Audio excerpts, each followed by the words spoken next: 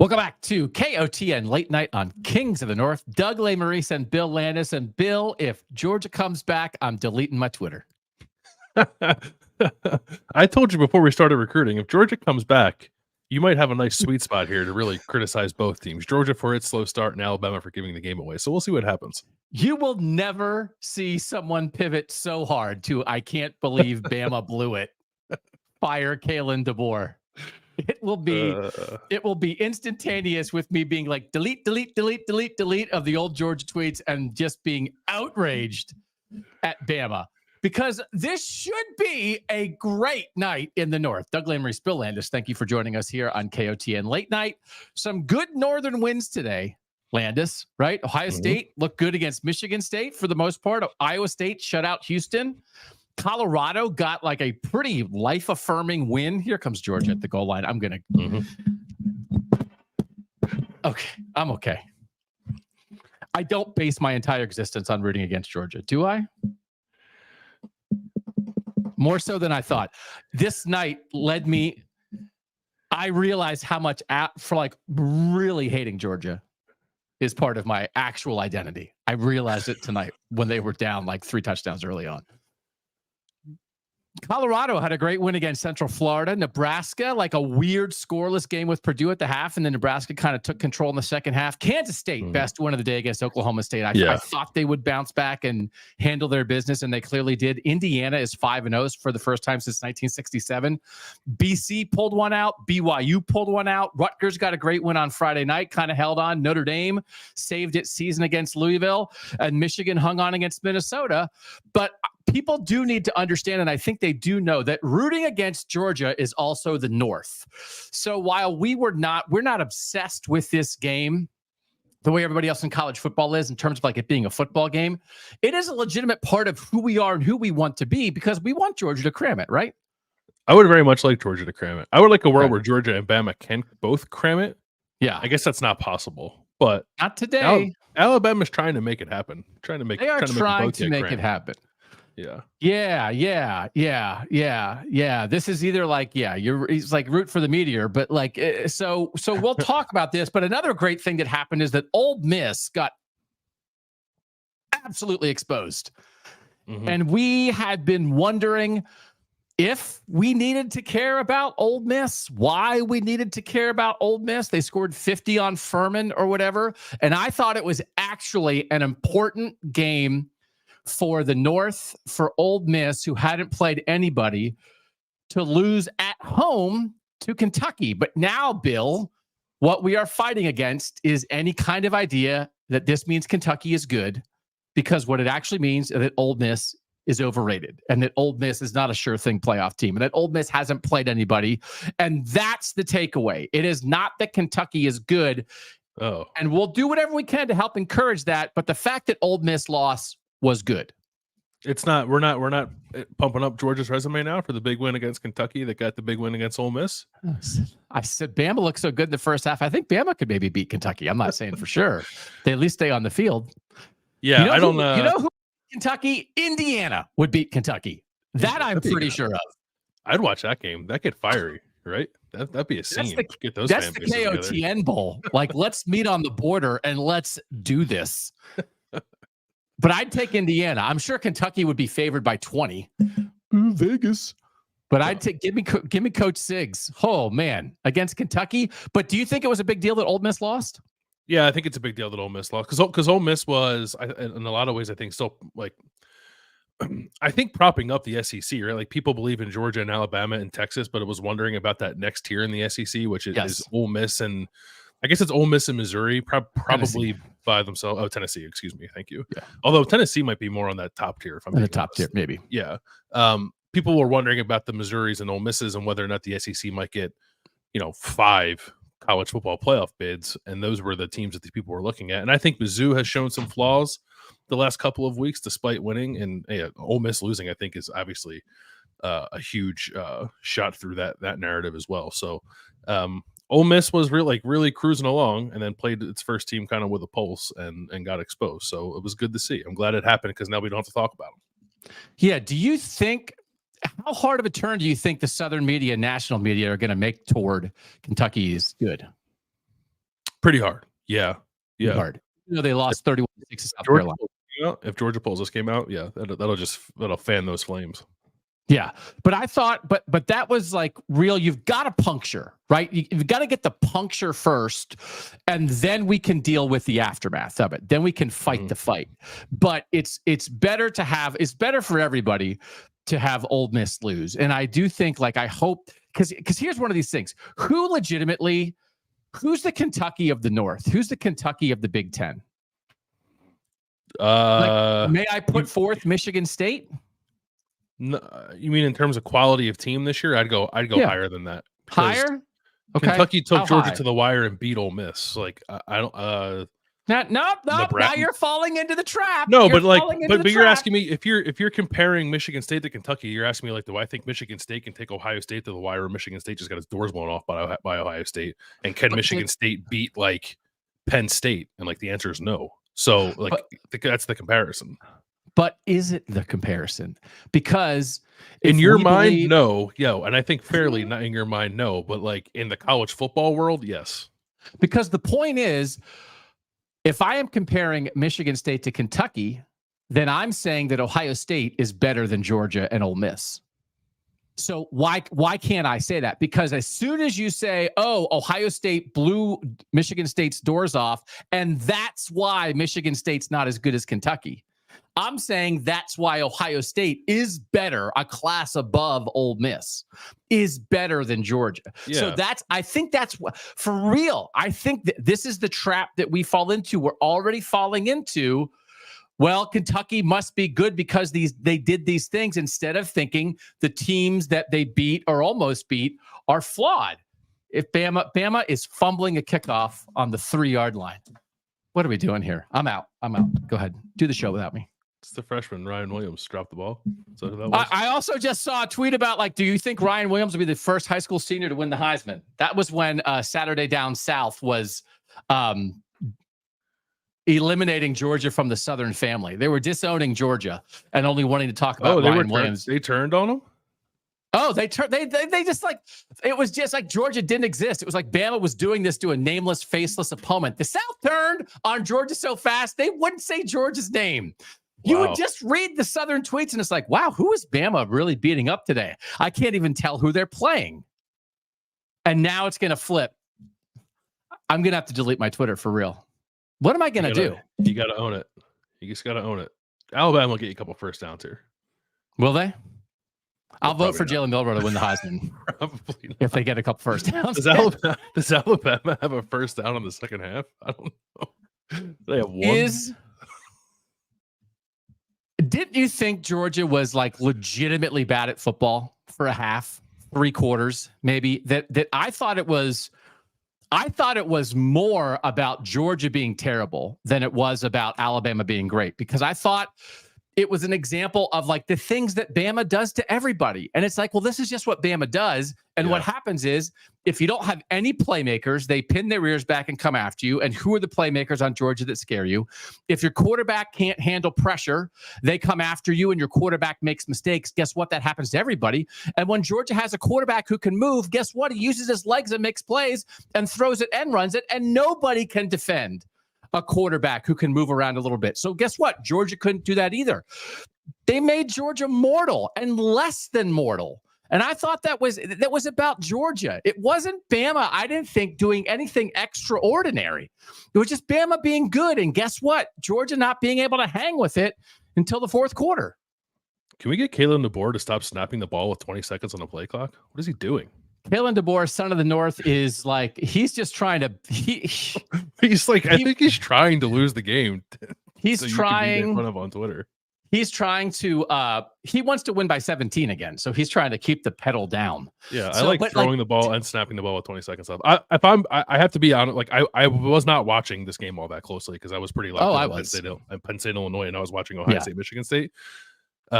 Because we are kings of the North. So like I was just kind of like peeking over at the TV, and it's like, oh, Bama scored again. Oh, Bama scored again. But I was more box score watching.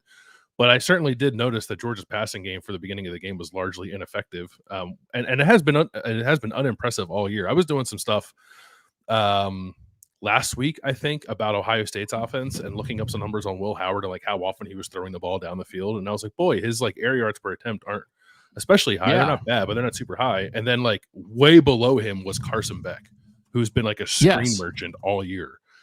So yeah, it was affirmation for me that there's nothing especially threatening about Georgia's passing attack. At least that's how the first half of the game seemed to be going. But again, since we started the show is the most I've been watching this game because I was watching Penn State, Illinois, and Ohio State, Michigan State.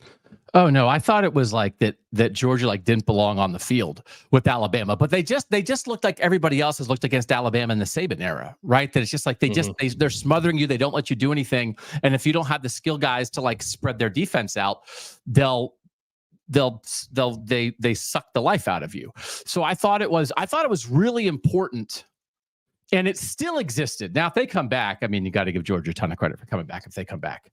But it was the thing, and I thought it was going to be good for college football because I was hoping that's a push off. I was hoping it was going to break the spell that I feel like Georgia has held, not just on Southern media, but national media.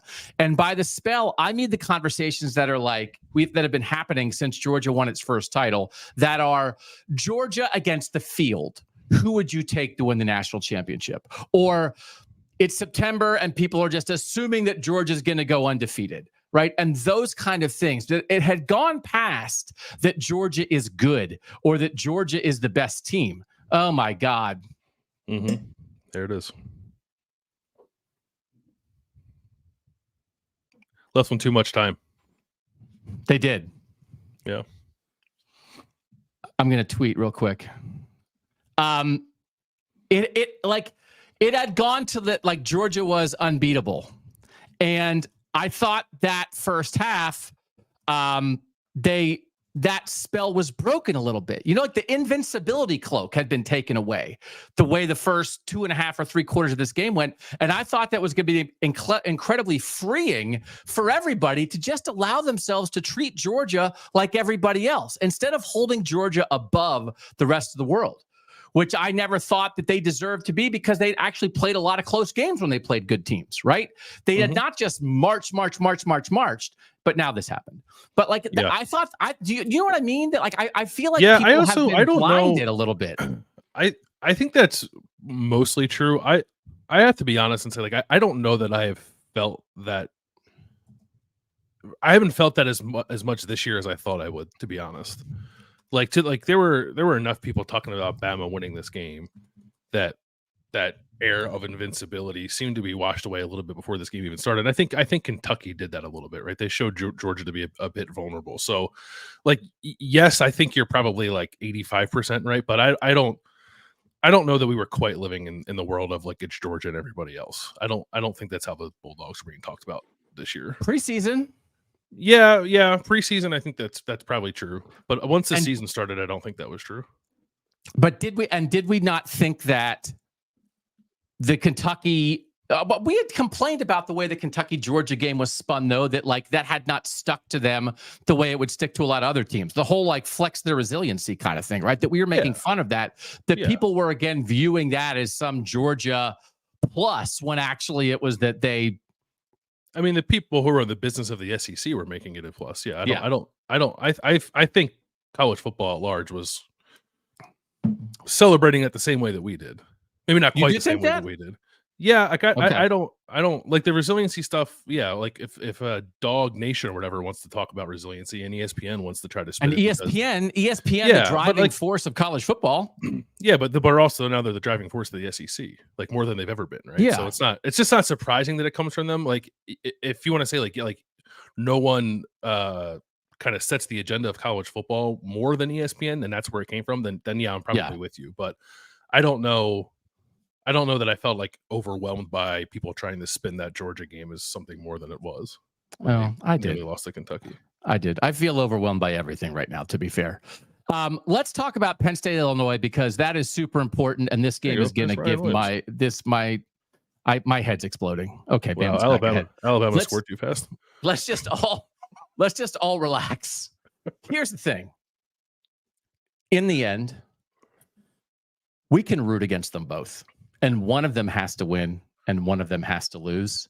And so if we want to, we can just let all those guys down there deal with the fallout, and we'll just come back on Monday and see what the deal is. So for now, I want to talk about our people.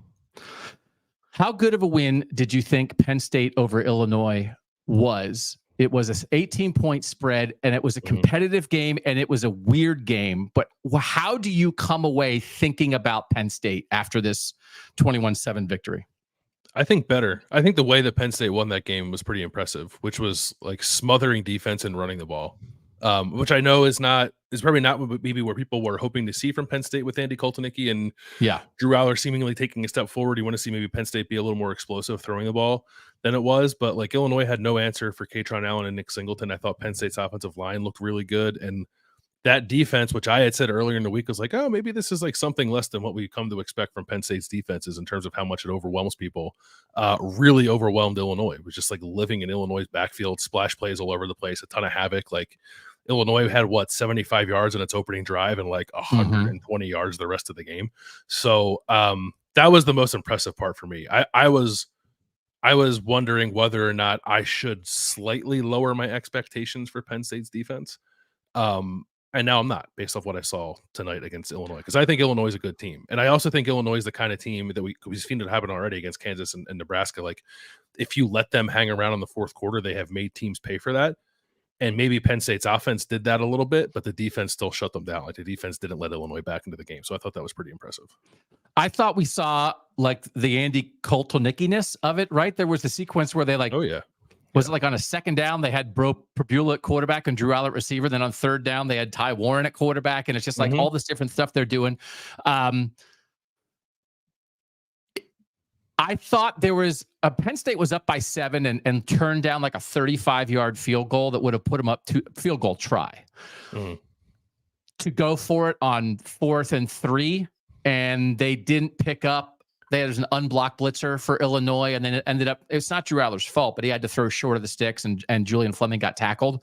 And I thought in that moment that we were talking this week of, we want Penn State to be aggressive. We want Penn State to be on the attack.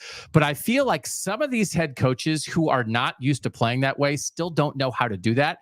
I thought there was an odd spot like that when all of a sudden kind of conservative coaches get aggressive when they are turning down the field goal try to go up 2 scores. I feel like that is that's when they decided. It's like, we don't want to be up 10. We want to be up 14. And it's like, no, this is not the time to do that. The time to be aggressive is when you're up 3 and you turn down the field goal to go up 6 to go on 4th down, because then you want to go up 10. Like, you don't know how to be aggressive yet. And I thought that they like kind of cracked the door on that, but then also the Penn State kicker was missing everything.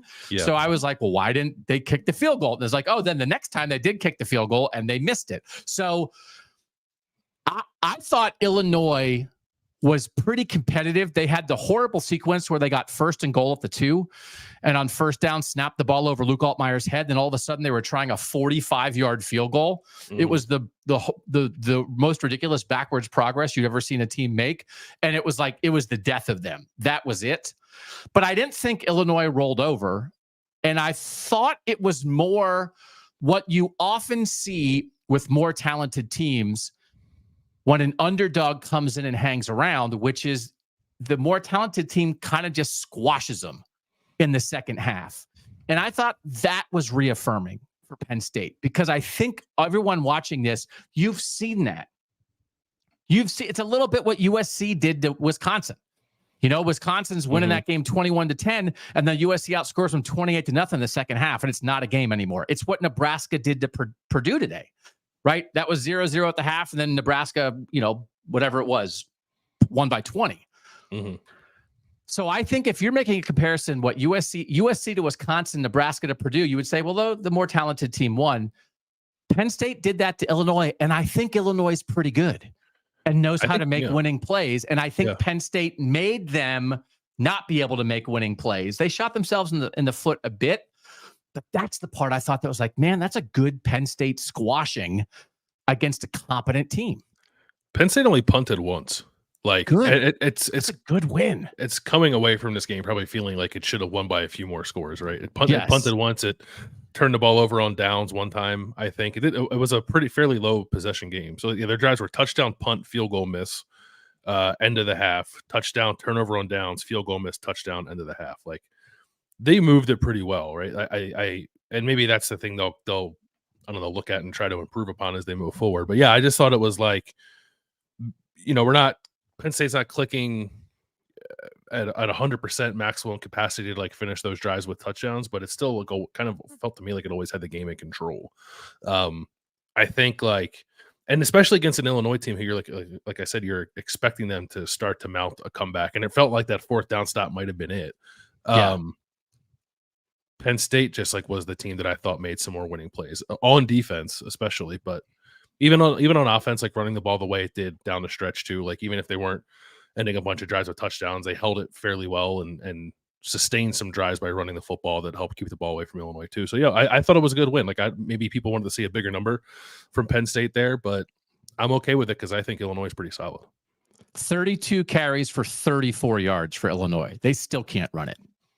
It's kind of like a weird thing. We know that's been the case. Meanwhile, Penn State gets basically 100 from each of their backs. Katron Allen 18 for 102, Nick Singleton 16 for 94, and Nick Singleton a couple catches for 25. Like that, they didn't chuck it all over the place. Like it wasn't that different of a Drew Aller 15 of 21 for 135, and there was one early in the game where they threw short of the sticks. Not even the one I'm talking about. Like I think they threw short of the sticks in the third down. I was like, But this is the thing that we've talked about with all these teams that are trying to evolve. We talked about it with West Virginia. We talked about it with Kansas State. It's like, well, it feels like maybe you need to take that next step and do something that you haven't done in the past a little better.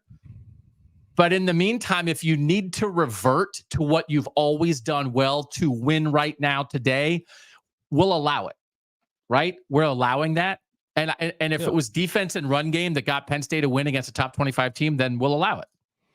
Yeah, I did. I was like, I think Penn State's first, I'm going to look it up. Penn State's first two plays where Drew Aller goes through 3 reads and comes back to a backside dig for 20 yards. And then the next play runs for 11 yards. Like, all right, here we go.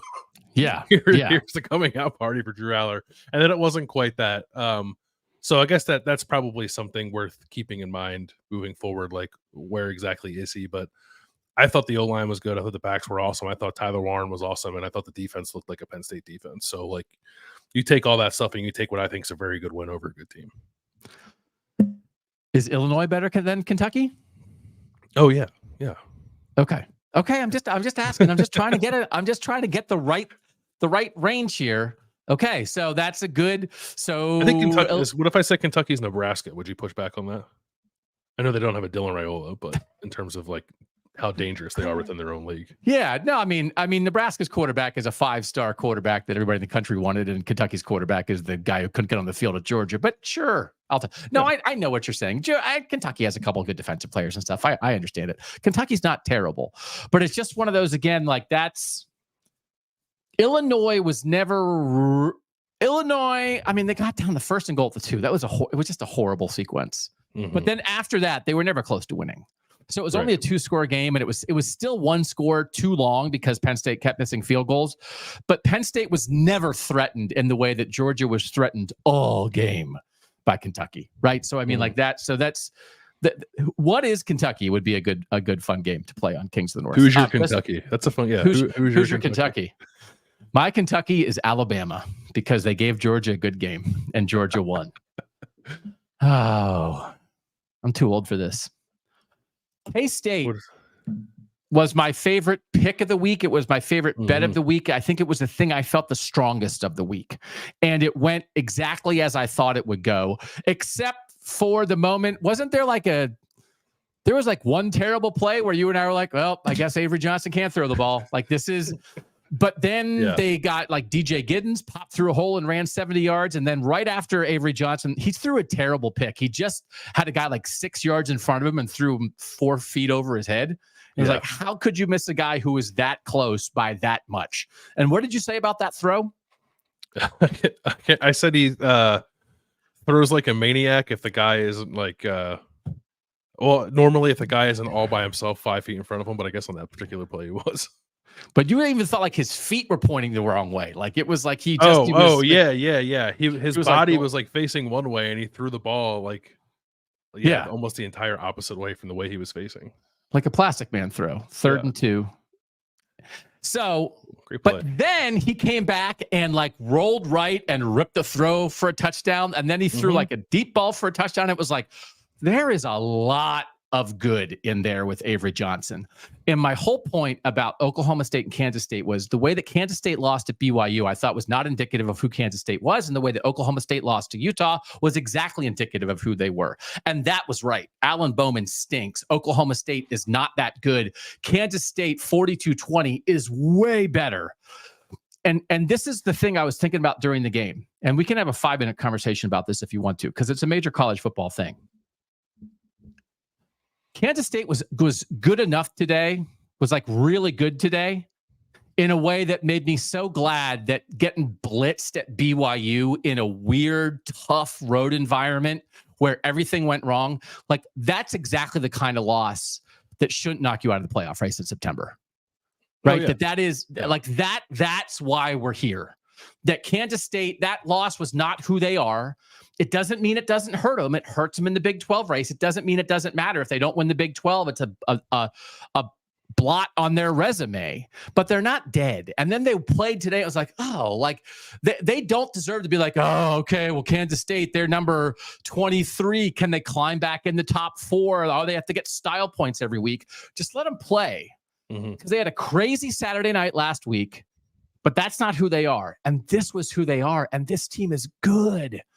And I think even Reese Davis was making fun of it on game day today in a way that I liked, that he was saying like, oh, 12-team playoff. Nobody cares about Alabama, Georgia. It doesn't matter because, and then he was like, no, people are super psyched for this.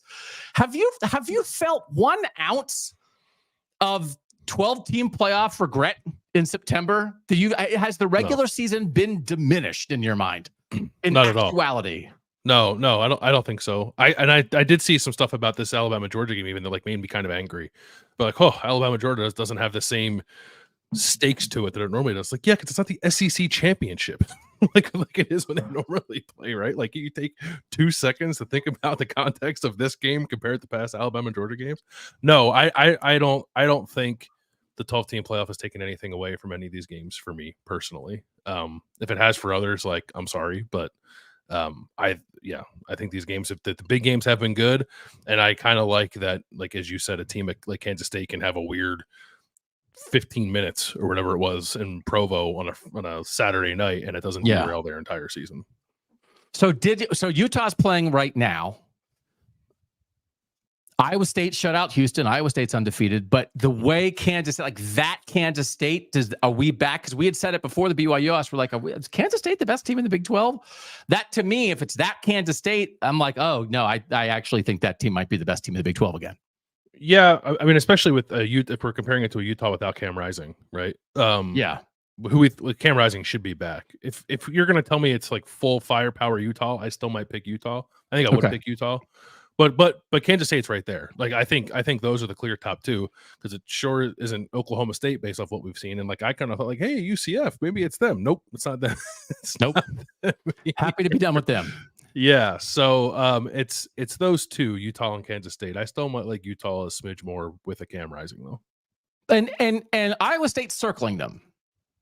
Yeah, Iowa State is. I didn't watch any of that. I know they won 20-0. Yeah, that was hard to get. It was so much going on. It was hard to watch that one. To see like why only 20. And I know that Houston held Oklahoma to whatever it held Oklahoma to a couple weeks ago. But like I said during the week, I was hoping to see a little bit of let's like just kind of run through this team kind of game from Iowa State, and it wasn't quite that, at least on the scoreboard. So I'm interested to dive back into that one to see how it played out. Yeah, I just don't even know if that's what Matt Campbell wants to do. Like I think he really likes that 0, and I think the 20 is more than enough for him. So okay, let's talk about the Notre Dame win, because Notre Dame was favored by like about a touchdown, but I certainly think this could have gone either way, and Louisville outgained them. And there's like a lot of weird stats in the Louisville. Like, I think if you look at the stats, you wouldn't know that necessarily that Notre Dame won, but they did win. And I don't know that we can be anywhere with Notre Dame than they got to win somehow, some way. And it was a top 20 win against Louisville and saved its season is not too much to say. So that's like a huge deal. 31-24. They'll absolutely take it.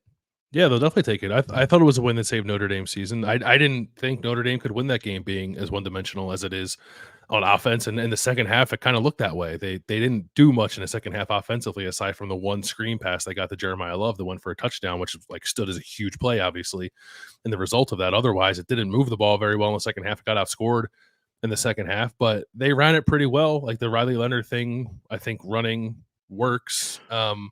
I like some of what I saw. He ran it pretty well. He ran it 13 for 52, but the rest of the team did not run it.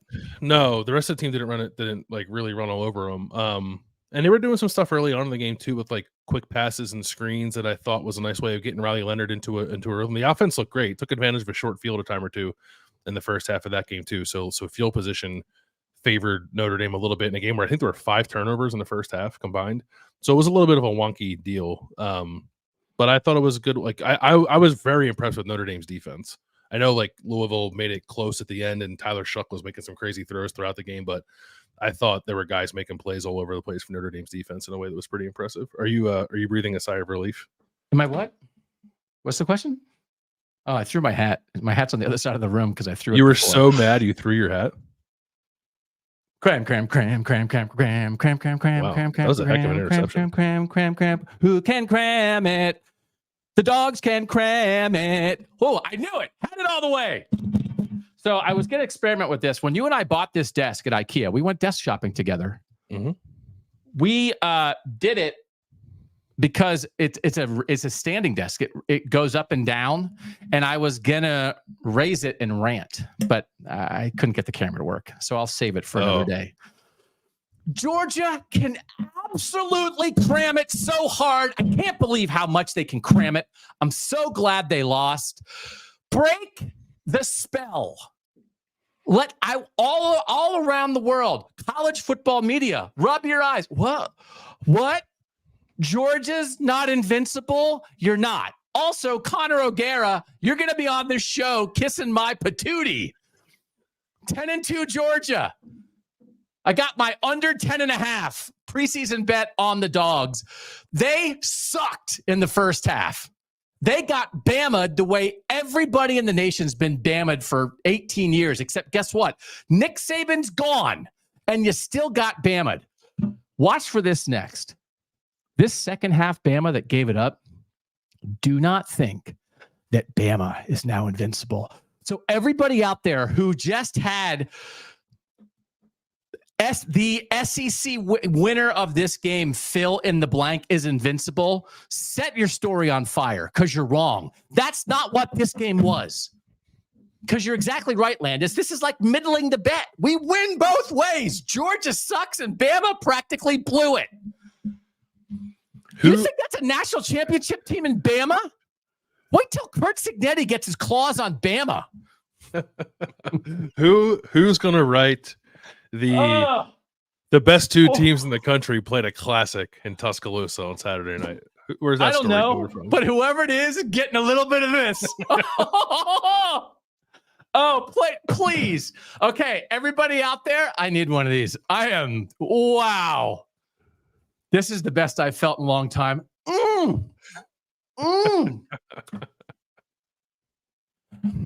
The SEC is not better than anything else. They're just like all of us. I'm not saying Kalen DeBoer's face is redder than mine right now. I didn't think that was possible. It's because he's a son of the North. He can't help it. That's right. He's simultaneously sunburned in the middle of the night, and he's just sweating through his eyeballs.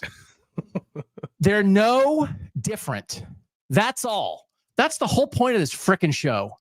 It's not that the North is better. It's that the South's not better. What about this game tells you that they're invincible, they're infallible, that Ohio State can't go take care of business against them, that Oregon can't go take care of business against them, that Penn State can't do it, that Utah or Kansas State that can't do it? Give Nordog a shot at these guys. They're just like everybody else. And when you don't allow yourself to see the football and you fall victim to the fine bombness of the world, it's crap. They're not bad. They're just not perfect. That's all, Bill. Bama played a terrible second half, and Georgia played a terrible first half. Fact and fact. This was borderline section. If you think this was just like, oh, guys making plays all over the field, both these teams tried to lose this game. Georgia did lose it in the first half, and then Bama tried to give it away. And if this was a Northern game, people would be making those points fairly. So let's make them. That's all. Can we just be honest about it? Your lead, we're going to read that. The best two teams in the country played a classic? Are you kidding me? Please, everybody watching and listening to this, send us, I want to know it. Send us the headlines and the stories and the podcast clips and everything else of people trying to turn this abomination. Georgia was embarrassed in the first half, and Bama tried to hand them the game. Because you know who wouldn't let that happen is Nick Saban. So if you think Bama's exactly the same, you're wrong. And if you think Georgia is perfect, you're wrong. And Kirby Smart is now 1-6 against Alabama. I know Ari wrote during the week that he thought Kalen DeBoer was under pressure for this game. I absolutely think it was Kirby Smart. Because if Kalen DeBoer doesn't win, it's like you're new there. You just took Washington to the national title game. Everybody knows you're not Nick Saban. Kirby Smart couldn't beat Saban. Okay, now he also can't beat Bama without Saban. I think Kirby Smart is absolutely under the gun for this one. I think so too. I thought there was way more pressure on Kirby Smart. Certainly some on Kalen DeBoer, given the circumstances. With also Nick Saban being in the building, which is hilarious. But yeah, way more on Kirby, and like I did, obviously Kirby continues to lose to Alabama. I was having a hard time like figuring out exactly what section is, and I think you really just crystallized it for me by saying both teams tried to lose. Oh, thank you. So I appreciate that. Yeah, that really firms it up. I mean, to me, it's exciting but not good. That's all. Yeah, and that's not like, but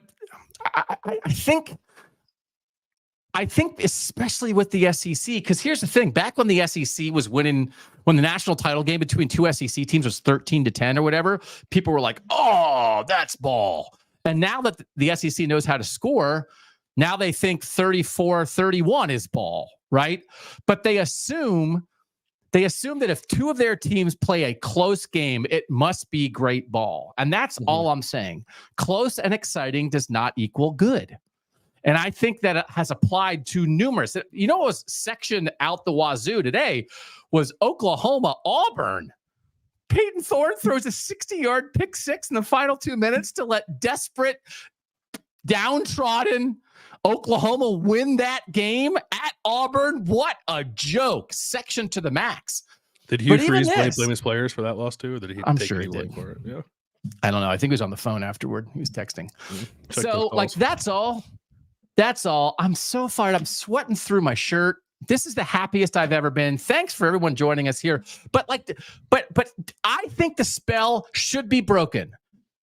Like, this is the thing. I actually think this was a really important game for college football, because now we can just get back to the business of watching games and watching teams, and Georgia not being like, Georgia was number one in the coaches poll still after all this crap. The AP put Texas number one. But by the way, I would like to officially apologize for, in my rankings on Monday, having Ole Miss 7 and Georgia 8. I would like to apologize. There's no way I should have had them that high. But when I'm putting Georgia 8, everybody thinks I'm nuts because they're Georgia. What is good about Georgia? For real. This is Bama giving it up late. Tell me what is scary about Georgia. What is great about Georgia? What is extraordinary? What's their extraordinary trait? Georgia's extraordinary trait is that they won the national title 3 and 2 years ago. That's their trait. Their trait is their recent history. It is not right now.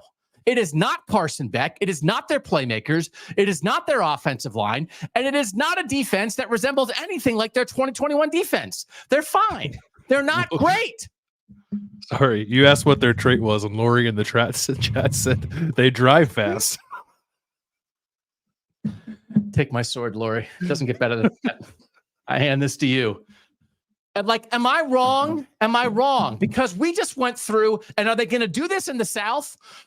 Oregon's one of the best teams in the country. What did we do for 2 weeks? What's wrong with Oregon? How can you fix Oregon? Why can't Oregon do this? Do that in the South. Do that in the national media about this freaking team that's just like everybody else. That's all. That's all I ask. Are we going to do it now? Are we allowed to do it? I free you. The spell is gone. The voodoo is gone. Treat Georgia like every other team. And also, by the way, you don't have to kiss their butt and not call them out when they would do ridiculous off the field things. They're just a normal team now. Call them out. Hold them accountable. Grit. I thought our guys showed grit coming back. I just thought it was grit. So much grit, I almost gritted myself. I'm really going to work on my Kirby. I'm going to be Kirby for Halloween. And the thing I'm going to have to do is not just get a visor, but I'm going to get some floppy hair for in the visor. You can get a visor that comes with the hair. Hair, Kirby hair. But doesn't it makes me actually mad? Like, if people think this is an act, I couldn't act like this. I'm legitimately this mad about the way, and I've been this mad about it, about the way the national media treats Georgia. For the last 2 years, Georgia versus the field is an absolute insult to the rest of college football. It was never that. That's the thing. It doesn't start today. It didn't start against Kentucky. It was never that. And they were good. They won. They won close games. They barely got there, right? Do you know what the only place Kirby Smart has ever beaten Alabama in his life? In the North. He's a son of the North. Get him in Indy, Kirby. We're going to show some grit. We just got to, we'll get Bama up there. If we get him in Minneapolis. It's the media. It's not even Kirby. No, it is Kirby. It's Kirby and all his players who put people at risk out in the real world. Do you think this is puncture. It's a puncture. Does it puncture it some? Do you think it will? Or does the comeback negate the puncture, Bill? And people are still going to feel like, oh man, Georgia showed. Just wait until Georgia doesn't get down 21-0. There's no way, by the way, that Georgia's beating Texas. None. I don't think this will be treated as a puncture. No, I don't. Like I'm at least I'm fearful that it won't be. Because I agree with you, but like if you're asking me what my prediction is on how it will be treated, I don't. No puncture. I think I don't know. Is Alabama going to be 1 and Georgia's going to be 3 in an AP poll? Like I think that's what's going to happen, right? I think like Georgia will still be ahead of like Penn State, and the top 3 teams will still be SEC teams, kind of thing, or maybe even like Ohio State falls like behind a 1-loss Georgia. Maybe not, but I guess I won't be shocked if that happens. So I'm curious. I am curious to see the reaction now, but I don't think Georgia will be questioned a whole lot nationally because of this game. I think they will be somewhat praised for their comeback, and the narrative will be these two teams are awesome. Can't wait to see them play again. What a freaking joke that's going to be. Mm-hmm. That's an embarrassment. And who's an embarrassment too is Texas. Texas is the best team in the SEC. I don't think there's any question about that right now. And I'm curious to see what Tennessee does the rest of the year. I do think, and this is the first half of my most outrageous preseason prediction, which is Alabama beats Georgia and misses the playoff. Like it looks like this. Like all of a sudden Alabama like not winning games that it should win. It should have put this game away easily. And like, if that's the Bama, because that's not Saban Bama. That's not Saban Bama. This is like, I'm on alert for this now. So it's one of those things. The enemy, my enemy is my friend. So I was all about the Tide today, roll Tide. Now I'm back to cram it Tide. Now I'm back to question the Tide and like, show me what you're really about, Tide. And I'm a little tired of all the Caleb DeBoer anointing because they went and beat Wisconsin. They beat the 14th best team in the North. Congratulations.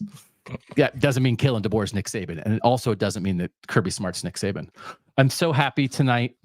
What a gift. I'm going to send Kalen DeBoer a thank you note. And then at the end of it, I'm going to include, and you are not Nick Saban, and you probably might miss the playoff. But thanks for winning this game. Let's talk about Michigan. Weird one for Michigan, because you know what we're capable of doing in the North?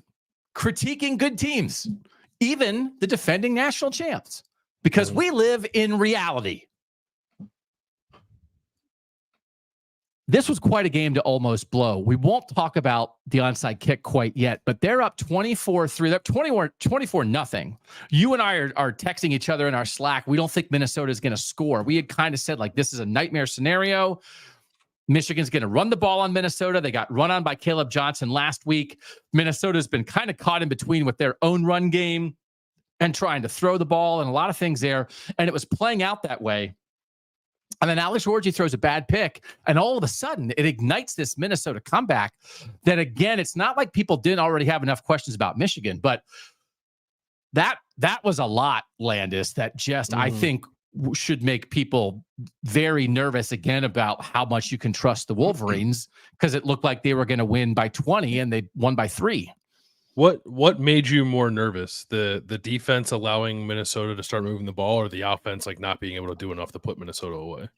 I guess I probably the defense, because how could you be surprised by the offense's inability to do that? But then you turn to the defense and it's like, okay, well, Darius Taylor's been good, but Minnesota's offensive line has not been good, and they've had real trouble running the ball. And again, this whole transition for them of turning into a passing team has been clunky at times. So is that not the formula? I mean, like, Michigan played its formula. It's like, get ahead and then sit on somebody with your run game and your defense, and like, it didn't work at all. But I would be more worried about Michigan's defense. Yeah, I want to go back and watch some of like what Michigan was trying to do in the second half of that game. It kind of felt like Wink Martindale was like, and I think that like worried me coming into the season is Wink Martindale going to have a little too much Don Brown to him, where you end up making your defense vulnerable by just like sitting in man coverage, putting guys on islands and hoping you can hold up. And I think you feel excellent about doing that with Will Johnson, but I don't know that they have the other parts of the rest of the secondary to continue to play that way. Either way, I don't think I should come away from a game against Minnesota saying that. So that's probably another problem in and of itself. So I probably am a little worried about Michigan's defense, more worried about Michigan's defense than I thought I would be. It's not like a defense that is inherently vulnerable necessarily. But there's some holes in that side of the ball that I don't know that I was expecting. I think particularly in the secondary, I think you can confuse Michigan's linebackers. It's not like Minnesota was like throwing it all over them or running it all over them, but there were moments where Minnesota's offense like kind of seemed to rise to the occasion and Michigan's defense did not. And that was a little disheartening if you thought Michigan was going to still be carried to something meaningful this year by its defense. I think there's some stuff there that needs to get figured out. So listen, Minnesota never did run it on them. So it wasn't that. It was more that they got desperate and down and they had to throw. And then Max Brosmer finishes 27 of 40 for 258. But it was sort of about like winning plays again. And I mean, there were two things at play, right? So they're up 28-0. No, they're up 24. Oh, this box score is all screwy. So they're up 24-0. Then they're up 24-3. Then Orji throws the pick. Then Minnesota goes on a 14-play, 76-yard march. And it's like, okay, Michigan's defense hasn't given up anything until now. Okay, they'll figure it out. Michigan goes 3 and out. Then Coy Parrish returns the punt 60 yards and sets up a short field for another score. And now it's like, okay, now it's the game. But that's like a winning play. That's a freshman making a winning play. Michigan marches, only kicks a field goal. Minnesota marches again, 14 plays, 75 yards. And now it's 27-24. And now they're doing the onside kick. So it's two super long marches for the Minnesota offense wrapped around a punt return and short field. Right. So when you give a team an opportunity, that's the difference. It's like people would talk about Coy Parrish, right? True freshman. How much is he going to play on defense and that kind of thing. But when you give a team like Minnesota, like a drop of extraordinary talent here or there, it gives them that opportunity. But that's exactly what the Michigan defense can't do, is give up 2 5-minute, 75-yard drives in the fourth quarter. That's where you would have expected the Michigan defense to put its foot down, and they didn't.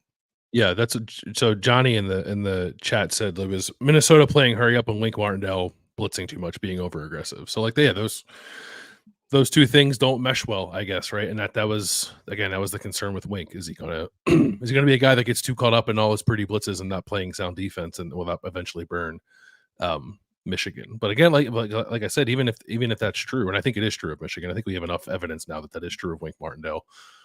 I still don't think it should allow a team like Minnesota back into the game, right there. So there's that is especially concerning given what Minnesota has been to this point. Like credit Minnesota, right, for making those plays, for doing more than Michigan did in the fourth quarter of that game to make it as tight as it was. So I suppose it could be something that like Wink Martindale learned from now moving forward. Maybe he doesn't put Michigan in that situation again when it's trying to close out a game, but I don't think that's the case, because I kind of just think that's who he is. And when Michigan plays better teams, Yeah. like Oregon and Ohio State, like that will probably be the thing that I think ultimately it leads to Michigan losing those kind of games.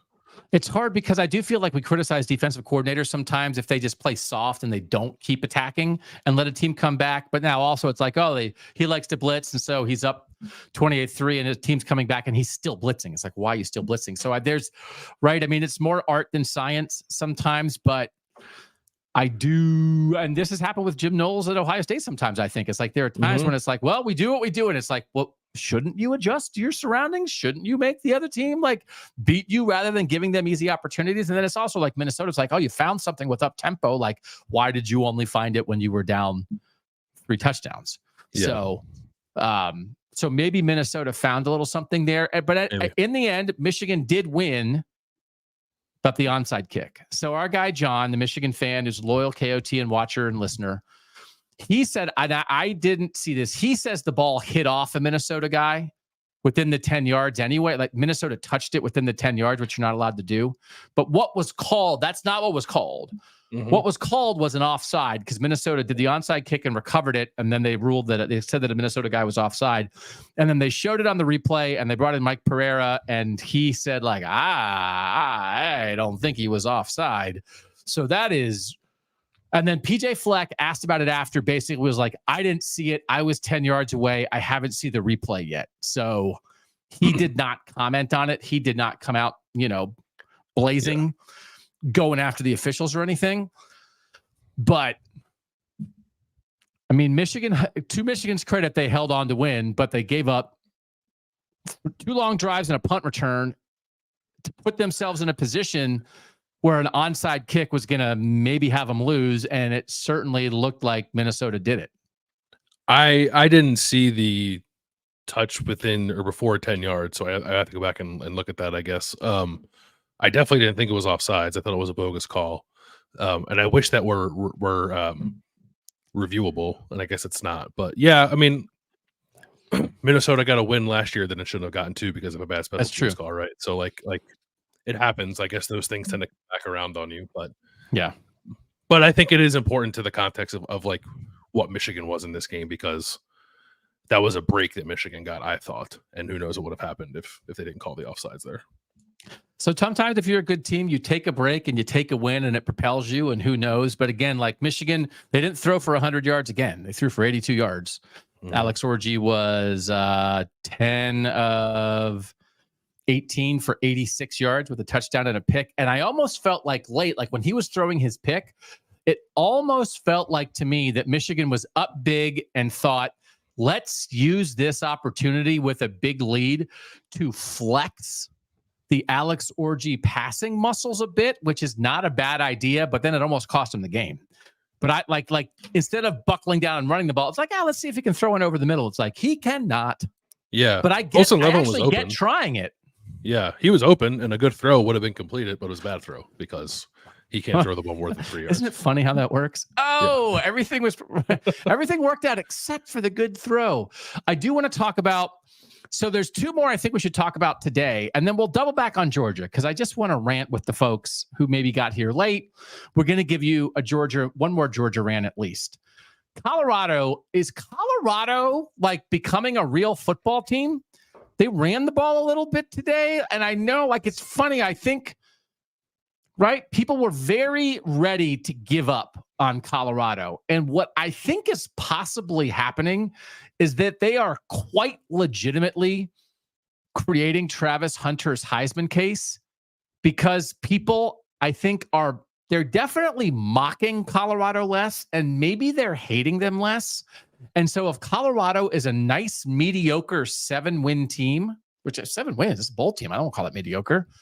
If they're a 7-win Big 12 team, that is quite an invitation to vote for Travis Hunter in the Heisman, because we thought we might be living in a world where people are going to have to try to vote for Travis Hunter when they're 3-9. But this is like a real win. They were a 14-point underdog at UCF and absolutely controlled the whole game. I was shocked. That might be actually the result I was most shocked by on Saturday, because I thought UCF was going to run it all over them, because that's what UCF does. UCF in its first 3 games rushed, and granted, they're not playing juggernauts, but they rushed for 454, 384, then 289 against TCU. And I think Colorado held them to 160 something. It was rushing production in this game was almost even, which if you told me that going into the game, I would have thought I was getting punked or something. So this was another game that I did not have eyeballs on a ton. I had it sort of on in the background. I was watching other stuff, but I certainly took notice of the fact that Colorado felt or seemed like it was in control for the whole thing. Shedeur seemed like he played very well, and I don't know how. I couldn't tell you how Colorado shut down UCF's rushing attack, but I know that RJ Harvey didn't have 100 rushing yards, and I know that UCF didn't run for 300 in this game like I thought it was going to. So that has to be, I would think, primarily on the effort of Colorado's defense. And if they're going to do that and come and play physical and shut down a rushing attack that's as potent as that one has been, then yeah, maybe Colorado is morphing into a team that is competent on both sides of the ball, which is all it merely needed to be something better than it was last year. And maybe enough of a threat in the Big 12 to not win it, but maybe factor into the race by beating somebody who's in the race, right? I'm not sure. If they get competent, they have one of the best quarterbacks in the country and the most dangerous other player in the country. If they're competent in other places, I don't want to play them. No, it could be a team that really shakes up the Big 12. I don't think it's going to be a team that threatens to win the Big 12, but I think could be a team that plays spoiler a little bit. So they don't, they're off, and then they play Kansas State. Oh, yeah. Okay. That'll be a game we're talking about in 2 weeks then. Did you see what happened to your fighting Bearcats, by the way? I did not. No. Let me tell the folks and tell you. All right. So it's a tight game with Texas Tech. Texas Tech is up 34-27. Brendan Sorsby throws a pick six, a 51-yard pick six with 12 minutes left in the fourth quarter. Texas Tech is up 41-27. Cincinnati responds with a 71-yard touchdown pass from Sorsby to Manny Covey to make it 41-34. Field goal for Texas Tech, 44-34. 10-play, 75-yard drive by Cincinnati. They punch it in with 3:24 left to pull within 44-41. They force a punt by Texas Tech with 2 minutes left. They take over with 1:53 left at their own 10-yard line. They march down the field. And with 6 seconds left, your guy, Nathan Hawks, comes on the field for Cincinnati to try a 51-yard field goal to tie it and misses. And Texas Tech wins 44-41. And Hawks had missed a field goal earlier in the game, too. So, absolutely. Well, he is a Division III walk-on, so. Yes. I feel like that's a version of that's what's happening in Kansas. Kansas lost to TCU today, and Kansas is now 1-4, and it's well, they are Kansas. It's how mad can you be? When they're good, you want to celebrate them. Oh, I can't believe this. And then they're not. It's well, I don't know. What were we expecting? So, I mean, we're not blaming a kid for missing a 51-yard field goal, but would have been a hero opportunity there. But 44-41, Texas Tech over Cincinnati. Yeah, the golfer guy in the chat wants us to call Ohio State's defense a fraud because of all that touchdown that Michigan State scored today. Yeah. How dare you? You know what Kentucky would? I can't even do. What is a fake? I can't even do. It's so fraudulent. I can't even do the Paul Feinbaum. Well, Ohio State gave up 7 to Michigan State. They're not so perfect either. So Colorado and then Indiana's 5-0 for the first time since 1967. We don't have to do a ton on that right now because I think we might do a ton on it at some point this week. But Coach Siggs, man, I tweeted this out earlier today. Now it's not 100% true because Illinois and Cincinnati both lost. But before Cincinnati and Illinois played tonight, Cincinnati, BYU, Illinois, and Indiana were 16-32 combined last year, and they were 17-1 going into games tonight. So they've already exceeded. It's another 17-3. But they've already, as a group, exceeded their win total from last year. It's just a bunch of happy fans. But 5-0, because here's the thing that happened with Indiana, Maryland. It's a 7-point spread. TSU liked the points with Maryland. That felt like that was going to be that way. But the whole point with Indiana is they hadn't turned it over all year, and they turned it over 3 times in the first half, and they still won. They finally made mistakes, and then they overcame those mistakes, and then clearly were the better team. And so I thought that was a huge thing, that the first time they really made mistakes, they didn't crumble. They just got right back down to business and won by 14 points. The fact that Indiana turned the ball over 4 times, and on those 4 ensuing possessions, Indiana's defense held Maryland to, I think it was like -7 yards total combined, was just like, oh yeah, that's what a good team does. It was like, you mess around and like play with your food a little bit, and then you still win comfortably because you're competent on both sides of the ball. And when one side is doing something screwy, the other side picks it up. It's like, okay, Indiana's got it going on both sides. Hoosiers are 5-0.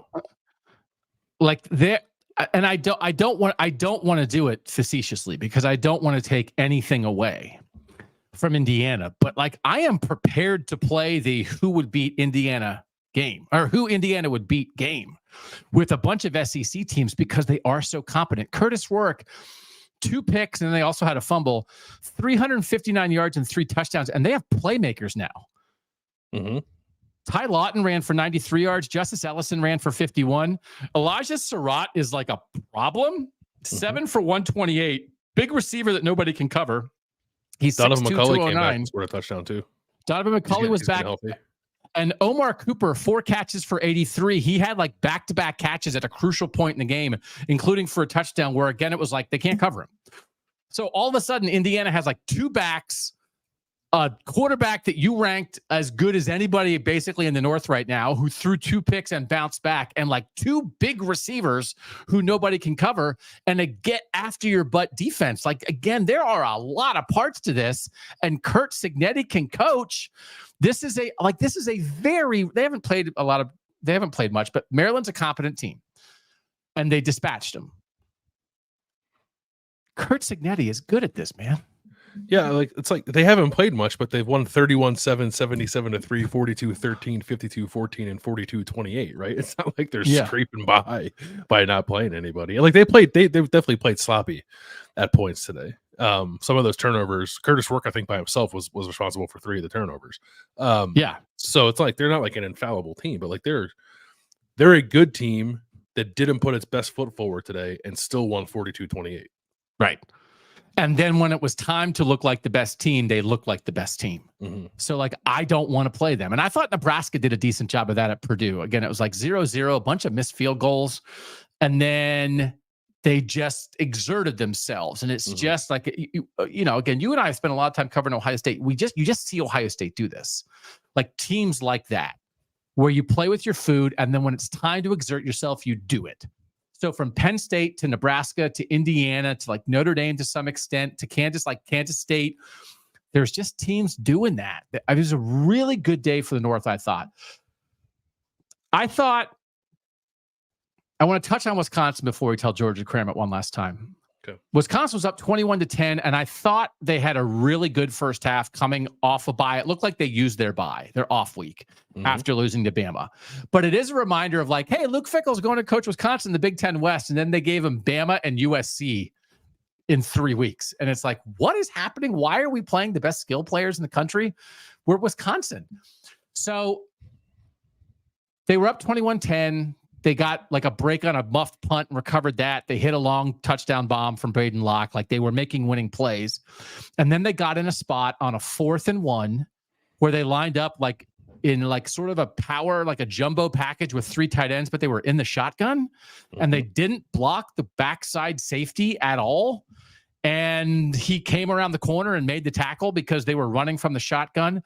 And it once again was like, you are caught in between of who you are, that you're like jumbo personnel, but from the shotgun, and then you don't execute and you blow it. And USC later in the game had a very, very similar situation on a 4th down. And I thought like if Phil Longo is going to be this like air raid guy and you're half throw, half power run, whatever, then have a wrinkle on 4th and 1, do something. Like you just lined up, we're like in a run over you, and then you just didn't block a guy, and you were 4 yards back from the center. USC did that and like ran a read play where Miller Moss got out on the edge. It looked like he was going to hand it off, and they were going to try to power it, and then he kept it, got on the edge, made a guy miss, and got the first down. And so it was a crucial 4th and 1 to keep them in the game, where they did not show power and precision.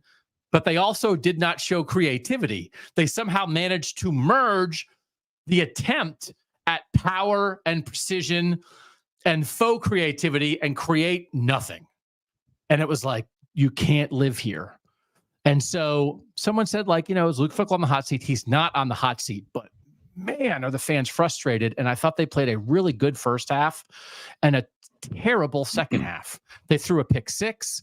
They had a punt problem. I think they gained fewer than 100 yards of offense. They got outscored 28-0. It was awful. Yeah. And it's a tough trip, but it was awful. I think it was 8 yards per play in the first half. And then USC was like, okay, what else you got in the second half? And the answer was nothing. Nothing. And I actually thought Braden Locke at the beginning of that game, I was surprised by just kind of how in control he looked, and he was making some nice throws, but they couldn't string together two good halves on offense, which I guess it's not surprising. That's how I thought the game was going to go. But then you see them look so good in the first half, oh, maybe this can be a little something different, and then it wasn't. So yeah, it's still not good. I still wonder where the Phil Longo thing is going and how much it has left. Frankly, we'll see. I also saw. Did you see Braylon Allen was tweeting stuff about I got some stories about my time there. I'll tell you about it sometime. I don't know what that means. I don't know if that's about the offense and specifically or about the program in general. I don't know, but the vibes right now at Wisconsin are not good. Yeah, there's some longing for Paul Christ vibes. It feels like, which is oh man, if those are the vibes, that is not great. So they're caught in between. But guess what? Wisconsin could not put together two good halves on Saturday. You know who else didn't put together two good halves? Georgia or Alabama. So let's finish with them, because in the North, we are capable of criticizing teams. Do you think Bama will be criticized at all for this game? Because they legitimately tried to give it away. And they were loose with the ball the first couple weeks of the season in a way that I thought, well, they wouldn't be doing that under Saban. Now they went up to Wisconsin and took care of the ball. But they just feel a little loose to me. And I think compared to the guy who would grimace through hosting the national title trophy, I get that. You're not going to be as locked in as that. But do you think they are up for any what happened? Or is it just, oh boy, we held on in the end?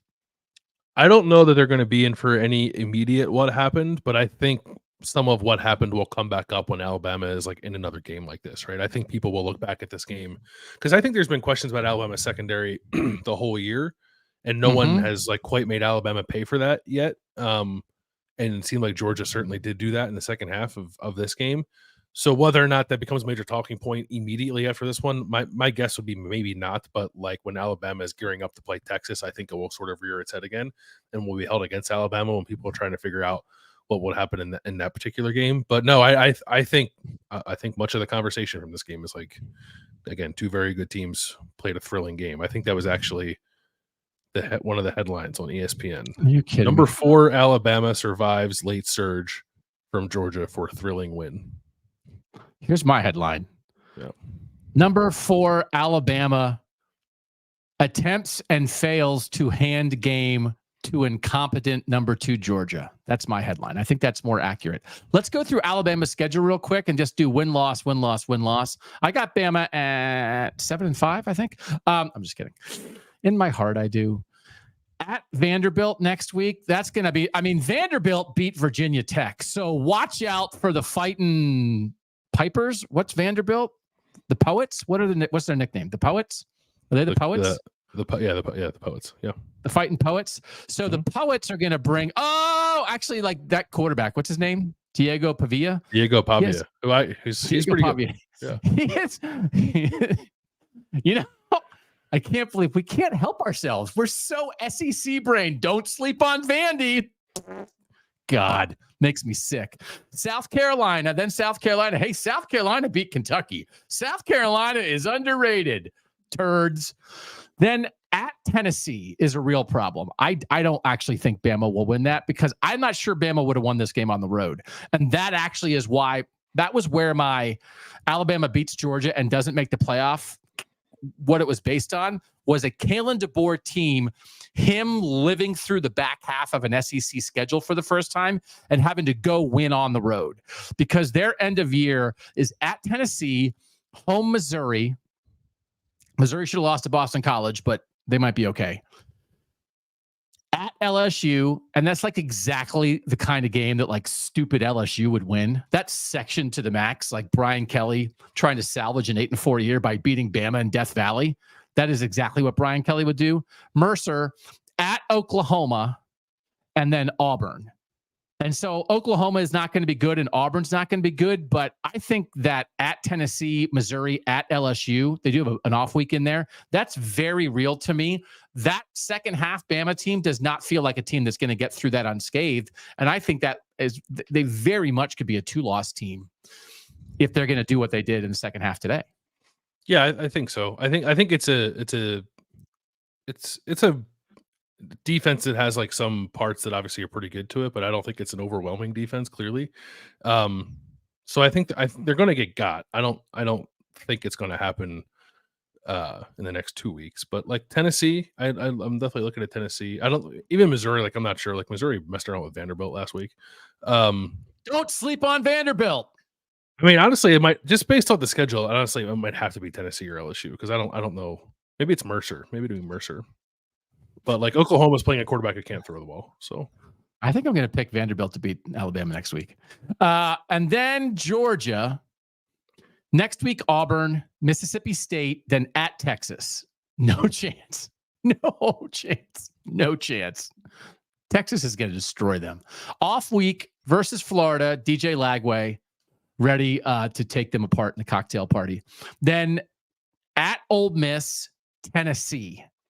And then UMass, don't sleep on UMass, Georgia Tech. Don't sleep on Georgia Tech. But for real, Ole Miss and Texas, Ole Miss, Tennessee, I feel so good about my under 10 wins, under 10.5 wins. Like, and I was talking preseason 9-3 Georgia, and then I backed off because I got scared because I'm a coward. That's the thing about this, is I am a coward about Georgia. I hate them and I think they suck, but I also get scared. But like, I'm not saying we're staring down 8-4 Georgia, but it's in play because they absolutely were horrible in the first half today.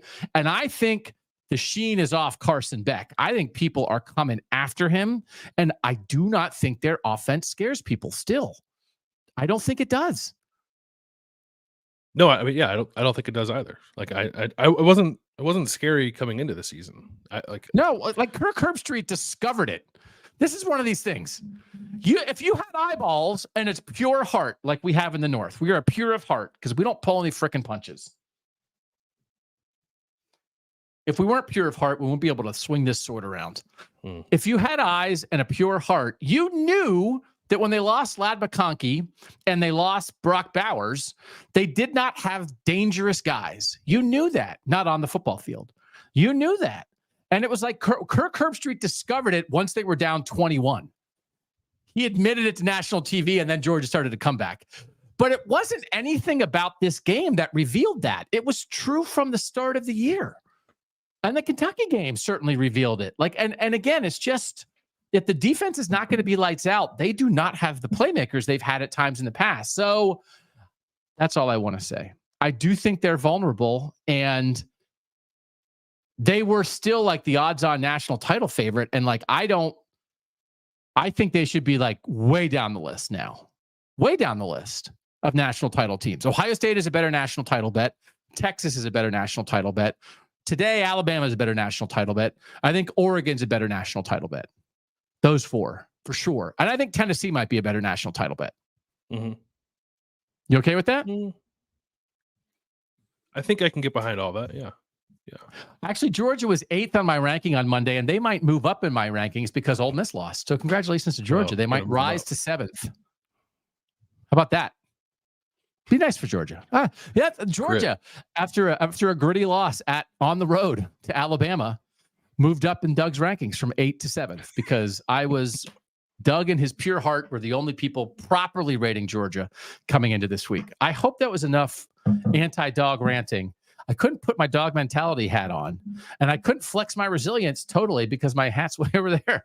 Because I got so mad when I thought Georgia was going to win, I threw my hat. Could I get my producer to get my hat? I'm so sweaty. Do I get too wrapped up in my distaste for the dogs? If I can be honest, I think we've talked about Georgia too much in this episode. Yes, we had a nice weekend of big wins for Northern teams. Okay, so this is the thing too. We really want to differentiate the Saturday show and the Monday show, right? So we won't talk about Georgia on Monday because we've said all there is to say about Georgia tonight. So we will clear the runway for a Northern celebration of some really interesting wins, right? So Penn State's win, Syracuse scored some points against Holy Cross. Like BYU took a huge lead. It was up 21-0 on Baylor, but before the game barely started, and it tried to give it away and held on in like an exciting fashion to win that game. Rutgers win over Washington on Friday night was like, I think, really important for Rutgers. Did you think that was important for Rutgers? Yeah, I thought, it felt, not to make it too much of it, but I felt legitimizing in some ways. I think not even so much the result, like the presentation I thought that Rutgers put forward was like, okay, this program is a little different. And I thought like they did enough of like the Rutgers things that they do, but also like in the middle part of that game, the difference was Ethan Kaliak-Manis was making throws on third down that Washington wasn't making. And it was like, what are we talking about? Like the reason Rutgers is winning is because they're throwing the ball in tough spots better than Washington. Which is like exactly why Greg Schiano brought in Ethan Kaliak-Manis. He wasn't perfect, but he made like 4 or 5 throws on third down. And then they ran the ball. And then that Sam Brown guy, who I thought was a freshman, and turns out he's a junior, was great. Right? Like a 1-2 punch with Kyle Monangai. Kyle Monangai ran hard. Jonah Coleman had a great game for Washington as we thought he would. Denzel Boston, our guy, had 2 great touchdown passes. Like that was a good game. I thought that was a pretty good football game that Washington made some killer mistakes. Yeah. But that wasn't like an out of control game, I thought. I thought it was more like a good football game where Washington made mistakes they had to overcome and couldn't all the way, but like still hung in, and Rutgers took care of business. I thought it was a tough trip for Washington, man. Yeah. For a Friday night. I thought Washington was in a really tough spot and actually fought pretty hard, but then Rutgers took care of business. Another good take care of business win.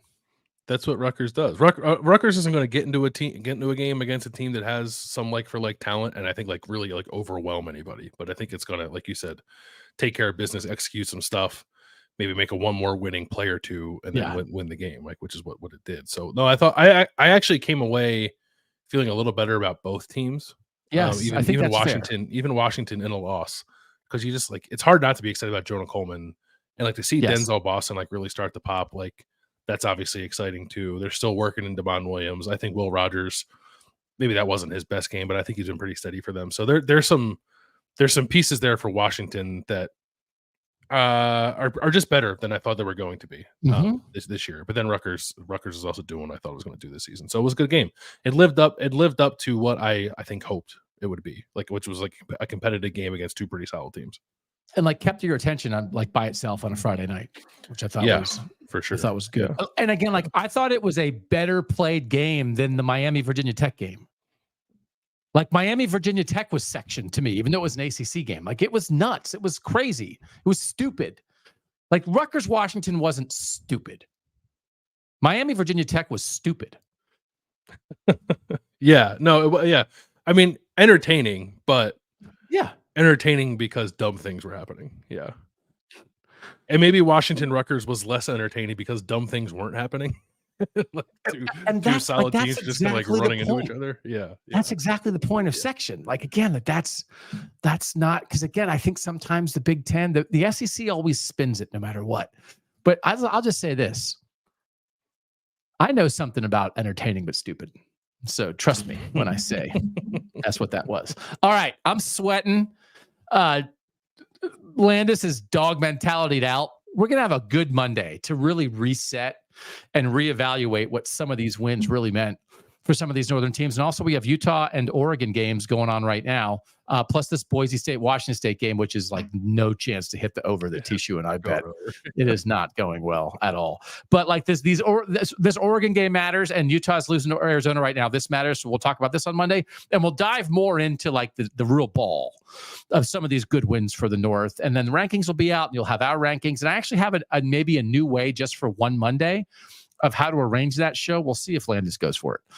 But for now, thanks to our producer, Mike Krastowski. Thanks to everybody who joined us. This was, no shock. That's the thing, Landis.